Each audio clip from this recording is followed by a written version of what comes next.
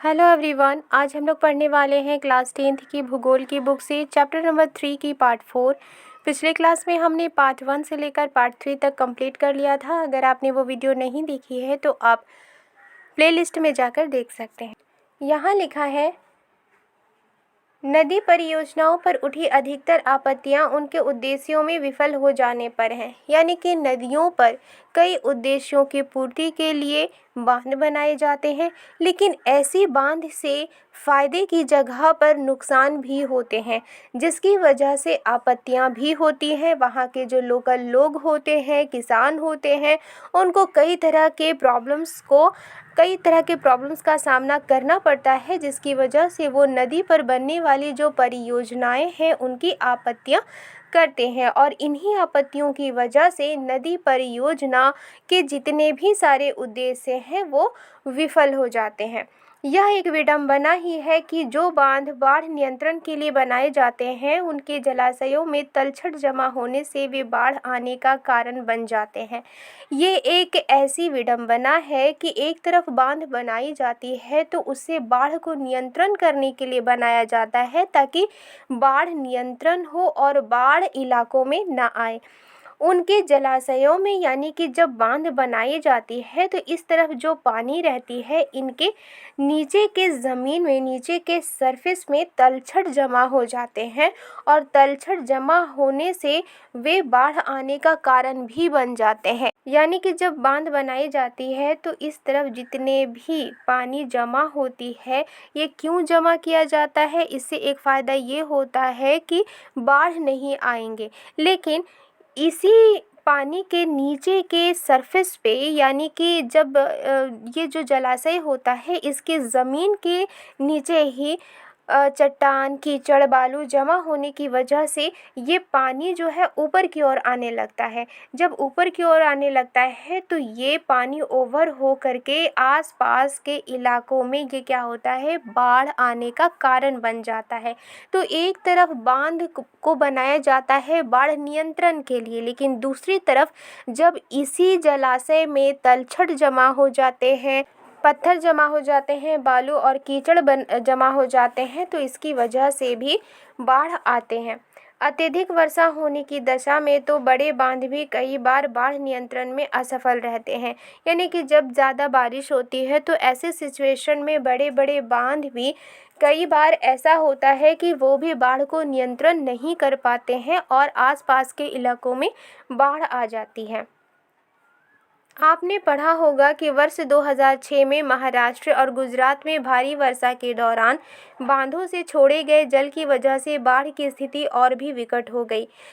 साल 2006 में महाराष्ट्र और गुजरात में भारी बारिश हुई थी, जिसके वजह से बांधों में छोड़े गए पानी की वजह से, यानी जो बांध बनाए गए थे उनसे पानी को छोड़ दिया गया था, जिससे कि बाढ़ और भी विकट स्थिति बाढ़ की पैदा हो गई थी।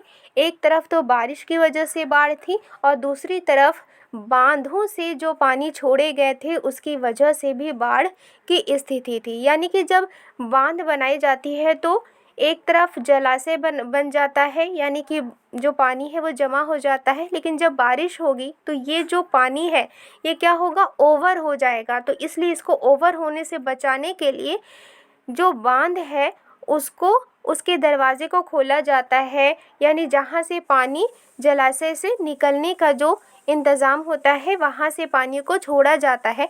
तो जब ये पानी जब छोड़ा गया तो इसकी वजह से आसपास के इलाकों में भी बाढ़ आ गई। इन बाढ़ों से न केवल जान और माल का नुकसान हुआ, अपितु बृहत स्तर पर मृदा अपरदन भी हुआ। और जब इस तरह से बाढ़ आई तो ना सिर्फ ऐसी बाढ़ से जान माल का नुकसान हुआ, बल्कि बहुत बड़े लेवल पर मिट्टी का भी अपरदन हुआ। मिट्टी भी कट छट कर बह गई। बांध के जलाशय पर तलछट जमा होने का अर्थ ये भी है कि ये तलछट, जो कि एक प्राकृतिक उर्वरक है, बाढ़ के मैदानों तक नहीं पहुंचती, जिसके कारण भूमि निम्नीकरण की समस्याएं बढ़ती हैं। बांध जब बनाई जाती है तो जो जलाशय होता है उसके ज़मीन के नीचे तलछट जमा हो जाता है और इसकी वजह से ये होता है कि जो तलछट जमा नहीं रहने चाहिए उन्हें मैदानी भागों तक पहुंचना चाहिए, ताकि मैदानी भागों में जो मिट्टी की उर्वरक शक्ति है वो बनी रहे और वहाँ उपज अच्छी हो। तो जलाशय में जब ये जमा ही रहती है तो वो मैदानी भागों में नहीं पहुँच पाती, जिसकी वजह से भूमि निम्नीकरण की समस्याएं बढ़ती हैं। मैदानों में जो भूमि होती है उसकी उर्वरक शक्ति घटती है और वहाँ से जो भूमि है वो कम होती जाती है। ये भी माना जाता है कि बहुउद्देशीय योजनाओं के कारण भूकंप आने की संभावना भी बढ़ जाती है। और ये भी माना जाता है कि अगर नदी में बांध बनाई जाती है तो वो किस उद्देश्य से बनाई जाती है, कि जो बांध बनाया जा रहा है वो सिर्फ एक उद्देश्य के लिए नहीं बनाया जा रहा है, बल्कि इससे कई तरह के फ़ायदे पहुँचते हैं। तो इस उद्देश्य से, इसी सोच से जब बांध बनाया जाता है तो ये भी माना जाता है कि ऐसी बांध से, ऐसी बहुउद्देशीय योजनाओं की वजह से भूकंप की संभावना भी बढ़ जाती है और अत्यधिक जल के उपयोग से जल जनित बीमारियां, फसलों में कीटाणु जनित बीमारियां और प्रदूषण फैलते हैं। और दूसरी ओर ज़्यादा अगर पानी यूज़ किया जाता है तो पानी से जो बीमारियां होती हैं वो वैसी बीमारियां होती हैं, फसलों में कीटाणु होती है जो कि फसलों को बर्बाद करती हैं और प्रदूषण भी फैलते हैं। तो एक तरफ हमने ये देखा कि बांध बनाने से कई तरह के फ़ायदे हैं, लेकिन दूसरी तरफ बांध बनाने से कई तरह के नुकसान भी हैं। तो एक तरफ फ़ायदा है और एक तरफ नुकसान है, लाभ भी है और हानि भी होती है। तो ये हमने बांध के बारे में जाना। अब हम लोग जानेंगे वर्षा जल संग्रहण के बारे में, यानी कि जब बारिश होती है, जब वर्षा होती है तो उसका जो पानी होता है उसको कैसे हम लोग संग्रह करके रख सकते हैं, कैसे उसे स्टोर करके रख सकते हैं, वो कौन कौन से मेथड होते हैं जिसकी मदद से हम वर्षा के पानी को स्टोर करके रख सकते हैं। यहाँ लिखा है, बहुत से लोगों का मानना है कि बहुउद्देशीय परियोजनाओं के अलाभप्रद असर और उन पर उठे विवादों के चलते वर्षा जल संग्रहण तंत्र इनके सामाजिक, आर्थिक और पारिस्थितिक तौर पर व्यवहार्य विकल्प हो सकते हैं। बहुत से लोग ऐसा मानते हैं कि बहुउद्देशीय जो परियोजनाएं होती हैं, एक तरफ उनके लाभ तो होते हैं लेकिन दूसरी तरफ उनसे हानि भी होती है और हानि का असर भी होता है। तो ऐसे विवादों के चलते वर्षा का जल संग्रहण करने की जो टेक्निक है, इससे सामाजिक और आर्थिक और पारिस्थितिक तौर पर व्यवहार्य विकल्प हो सकते हैं। यानी कि बांध के बजाय अगर हम वर्षा के जल को संग्रहित करें तो ये एक अच्छा विकल्प हो सकता है। प्राचीन भारत में उत्कृष्ट जलीय निर्माणों के साथ साथ जल संग्रहण ढांचे भी पाए जाते थे। प्राचीन भारत की बात करें तो उस वक्त उत्कृष्ट जलीय निर्माणों के साथ साथ, यानी उस वक्त भी परंपरागत बांध बनाए जाते थे, लेकिन इसके साथ साथ ही जल संग्रह करने, जल को स्टोर करने के ढांचे भी पाए जाते थे। लोगों को वर्षा पद्धति और मृदा के गुणों के बारे में गहरा ज्ञान था। प्राचीन भारत में भी लोगों को वर्षा पद्धति के बारे में गहरा ज्ञान था, मृदा के गुणों के बारे में भी गहरा ज्ञान था। उन्होंने स्थानीय पारिस्थितिकीय परिस्थितियों और उनकी जल आवश्यकता अनुसार वर्षा जल, भौम जल, नदी जल और बाढ़ जल संग्रहण के अनेक तरीके विकसित कर लिए थे। उस वक्त के लोगों को गहरा ज्ञान था और इसी की वजह से उन्होंने जल के आवश्यकता अनुसार ही वर्षा जल, भौम जल यानी जो ज़मीन के नीचे से पाई जाने वाली पानी है वो, और नदी का जल और बाढ़ जल संग्रहण के अनेकों तरीके विकसित कर लिए थे। पहाड़ी और पर्वतीय क्षेत्रों में लोगों ने गुल अथवा कुल पश्चिमी हिमालय जैसी वाहिकाएं नदी की धारा का रास्ता बदलकर खेतों में सिंचाई के लिए बनाई हैं।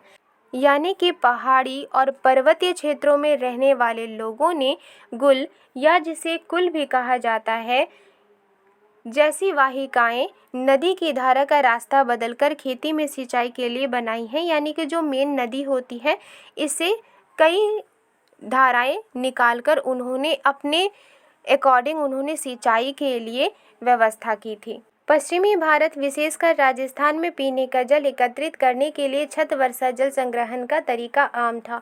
पश्चिमी भारत में, खासकर राजस्थान में, चूँकि वहाँ पर पानी की कमी होती है, इसी वजह से वहाँ पर पीने का पानी इकट्ठा करने के लिए छत वर्षा जल संग्रहण का तरीका आम था। यानी छत पर जो भी पानी गिरेगी वो एक जगह पाइप के जरिए इकट्ठा कर लिया जाएगा।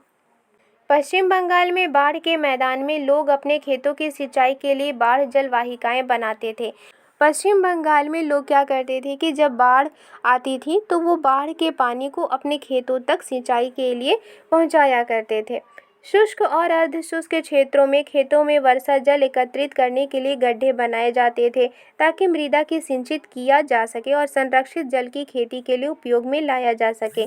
यानी कि ऐसे क्षेत्र जो सूखे होते थे या फिर आधे सूखे होते थे, तो ऐसे क्षेत्रों में खेतों में वर्षा का जल इकट्ठा करने के लिए गड्ढे बनाए जाते थे ताकि जो मिट्टी है उसको सिंचित किया जा सके, उसमें नमी बरकरार रहे और जो पानी संरक्षित होती है उससे खेती के उपयोग में लाया जा सके। राजस्थान के जिले जैसलमेर में खादीन और अन्य क्षेत्रों में जोहड़ इसके उदाहरण हैं। यानी कि राजस्थान के जिले जैसलमेर में जब पानी को जल को इकट्ठा करके रखा जाता है, जल को एकत्रित करके रखा जाता है तो उसे खादीन कहा जाता है, और दूसरे क्षेत्रों में जहाँ पर जल को एकत्रित करके रखा जाता है उसे जोहड़ कहा जाता है। राजस्थान के अर्धशुष्क और शुष्क क्षेत्रों, विशेषकर बीकानेर, फलोदी और बाड़मेर में लगभग हर घर में पीने का पानी संग्रहित करने के लिए भूमिगत टैंक अथवा टाका हुआ करते थे। राजस्थान के कुछ ऐसे क्षेत्र जो आधे शुष्क थे, आधे सूखे थे, और कई ऐसे क्षेत्र जो सूखे थे। तो विशेषकर बीकानेर, फलोदी और बाड़मेर में लगभग हर घर में पीने का पानी एकत्रित करने के लिए भूमिगत टैंक यानी ज़मीन के अंदर ही टैंक बना होता था जिसे टाका कहा करते थे। इसका आकार एक बड़े कमरे जितना हो सकता है, यानी जो टाका हुआ करता था इसका आकार एक बड़े कमरे जितना हो सकता है। फलोदी में एक घर में 6.1 मीटर गहरा, 4.27 मीटर लंबा और 2.44 मीटर चौड़ा टाका था। टाका यहाँ सुविकसित छत वर्षा जल संग्रहण तंत्र का अभिन्न हिस्सा होता है। यानी कि राजस्थान के क्षेत्रों में पानी को किस तरह से एकत्रित करके रखा जाता है, जब बारिश होती है और छत के ऊपर पानी गिरती है तो वो पाइप के जरिए इकट्ठा किया जाता है और वो एक भूमिगत कमरे में इकट्ठा होता है जिसे टाका कहा जाता है, जिसे मुख्य घर या आंगन में बनाया जाता था। यानी टाका को कहाँ बनाया जाता था? टाका को घर में या फिर घर के आंगन में बनाया जाता था और इसमें वर्षा के पानी को एकत्रित करके रखा जाता था। वे घरों की ढलवा छतों से पाइप द्वारा जुड़े होते थे। और वे कैसे जुड़े होते थे? घर के जो छत होते थे वो ढलवा छत होते थे, यानी ढलान वाली छत हुआ करती थी और उसमें से पाइप जुड़े हुए होते थे और टांका में वो पाइप रहता था जिससे कि पाइप के जरिए ही पानी, वर्षा का पानी टांका में जमा हुआ करता था। छत से वर्षा का पानी इन नलों से होकर भूमिगत टांका तक पहुंचता था। यानी छत का पानी इन्हीं नलों से होकर भूमि के अंदर जो बना हुआ कमरा होता था जिसे टांका कहा करता था उसमें पहुंचता था, जहां इसे एकत्रित किया जाता था। वर्षा का पहला जल छत और नलों को साफ करने में प्रयोग होता था और उसे संग्रहित नहीं किया जाता था। यानी कि जब वर्षा होती थी तो जब पहली वर्षा होती थी तो उसके पानी को छत को और नलों को साफ करने के लिए यूज़ किया जाता था, जिससे कि छत भी साफ हो जाए और नल भी साफ हो जाए, और उसे संग्रहित नहीं किया जाता था और उसे जमा करके नहीं रखा जाता था। इसके बाद होने वाली वर्षा का जल संग्रह किया जाता था और इसके बाद जब बारिश होती थी, इसके बाद जब वर्षा होती थी तो उसके पानी को संग्रहित करके रखा जाता था, यानी कि स्टोर करके रखा जाता था, जिसे वहाँ के लोग बाद में अपने प्रयोग में लाते थे। कभी उनका पीने के पानी के रूप में उसका यूज़ करते थे या फिर घरेलू काम काजों में भी उनका यूज़ किया जाता था। आज के लिए बस इतना ही। वीडियो पसंद आई है तो लाइक एंड सब्सक्राइब करना मत भूलिएगा। मिलती हूँ नेक्स्ट वीडियो में। Thank you.